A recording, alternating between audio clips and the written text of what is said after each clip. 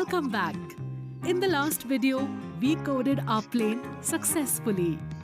It is now time to move to our second task of creating wildfires. Create a new sprite called Fire. As in the case of the aeroplane, you can either select a sprite, draw an image, or upload an image.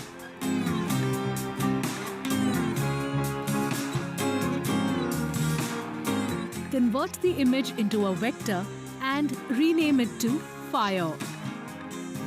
Resize the fire in the sprite window so that it appears properly. Drag it to the bottom and align it properly. Now, let us begin coding. The fire has to keep appearing on the bottom of the screen and moving from one side to the other. How will this happen?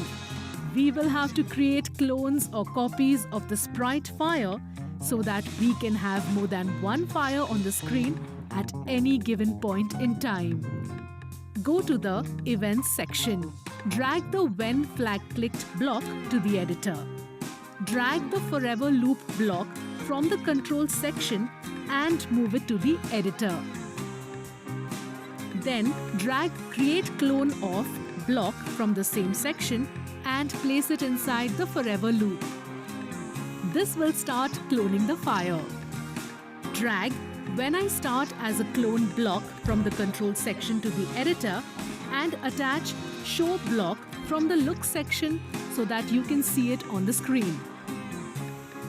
You will see fires cloning on the screen.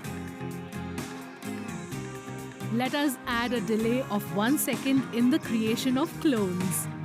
Go to the Control section, drag Wait 1 second block inside the forever loop after the Create Clone block. You can increase or decrease the speed at which clones are created. Position the fire correctly to the starting point. It should move from the right to the left from the edge of the screen.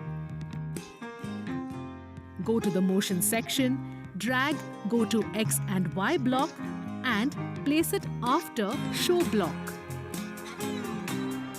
In order to set the starting point, you will have to adjust the X and Y values to suit your requirements. You may set X to 250 and Y to -140. To move the fire, go to Control, drag a Repeat Until block and place it after the Go to X and Y block.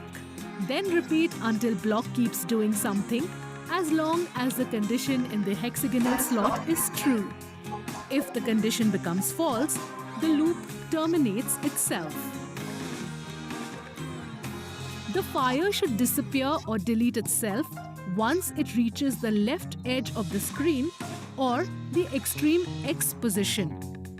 Go to the Operator section, drag the lesser than operator and place it inside the hexagonal slot. Go to the Motion section, drag X position block and place it inside the Repeat Until block. Check the extreme value of the left X-axis and set accordingly. We are using -250. To move the fire from right to left, go to the Motion section and drag Change X by 10 block and put it inside Repeat Until block. Change the value to -10 and test. The fire has started moving from right to left, but it does not disappear at the left edge of the screen because the hide instruction to the sprite is missing. Drag Hide from the Look section, place it after When Flag Clicked and after Repeat Until loop to accomplish the task. There is still a small problem with the fire. The intensity of the flames is uniform.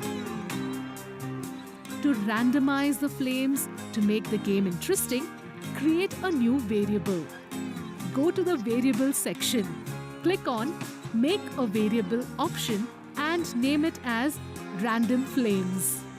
Select for the sprite only and click OK. Your variable has now been created in the block area. Set a random Y position of the flames such that the plane can save itself. Drag set my variable to 0, place it inside the forever loop before creating the clones, and change the my variable to random flames. Go to the operator section, drag pick random 1 to 10 block and place it inside the operator. Test the flames to find the right Y value. We think that -140 in the Y-axis as the position for the highest flame and -190 as the position for the lowest flame seem appropriate. Change the values in the operator. The resultant code will be set random flames to pick random -140 to -190 block. Go to variable section. Drag the random flames variable and place it in the Y value of go to X and Y block placed after show. You can now test the randomization of the flames. To make the game more interesting, we can also randomize the creation of clones of the fire, which was earlier set to 1 second. Go to the operator section and drag pick random 1 to 10 and place it inside the wait 1 second slot. Change the values according to your choice. We are using 0.3 second to 1 second. Do not forget to hide the random flames option. Till now, we have finished the following. The aeroplane is jumping up and down when the space bar is pressed, and the fire is moving from right to left with random intensity. However, if the plane falls on the fire, nothing happens either to the plane or the fire. Since our mission is to save the aeroplane from the fire, the game should stop if the plane touches the fire. To accomplish this, go to the plane sprite. Drag the if-then block from the control section and put it inside the forever loop.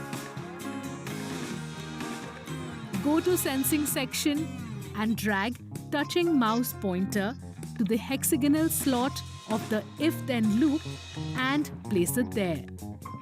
From the drop-down, select the fire option so that if the plane touches the fire, the game stops. Go to the control section, drag stop all block and place it inside the if loop. Test your code. The moment the plane crashes into the fire, the game stops. At this point, it is also important to check the proportion of the plane and the fire. Standardize the size of the plane by going to the look section. Drag set size to 100% and place it between go to X and Y and forever loop. Change the value from 100% to 40% or an appropriate value. Congratulations! We have successfully completed the first 2 tasks of our game development process. In the next video, we will complete coding our game so that you can play it with your friends. Bye! See you soon!